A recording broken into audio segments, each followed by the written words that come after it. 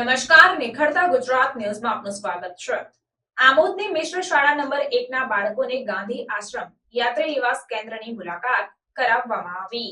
આમોદની મિશ્ર શાળા 1 ના બાળકોને પ્રી વોકેશનલ અંતર્ગત બેગલેસ ડેની વિવિધ પ્રવૃત્તિના અનુસંધાનમાં આમોદ નગર સ્થિત ગાંધી આશ્રમ યાત્રી નિવાસ કેન્દ્રની મુલાકાતે લઈ જવામાં આવ્યા હતા, જ્યાં શાળાના બાળકોને મહાત્મા ગાંધીના વ્યક્તિત્વ પર તેમજ દાંડી યાત્રા પર શાળાના આસિસ્ટન્ટ શિક્ષક ઝાકિર હુસૈને બાળકોને વિસ્તૃત માહિતી આપી હતી અને કલા મહોત્સવની પ્રવૃત્તિના ભાગરૂપે જુદા જુદા ધોરણના બાળકો વચ્ચે ચિત્ર સ્પર્ધા પણ રાખવામાં આવી હતી અને તમામ લોકોએ ભાગ લીધો હતો અને બાળકોને પ્રોત્સાહિત ઇનામ આપી બાળકોનો ઉત્સાહ પણ વધારવામાં આવ્યો।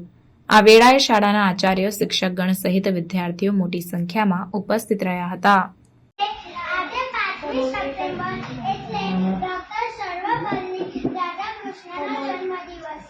આ દિવસને આપણે શિક્ષક દિન તરીકે ઉજવીએ છીએ। તેમનો જન્મ ઈસવીસન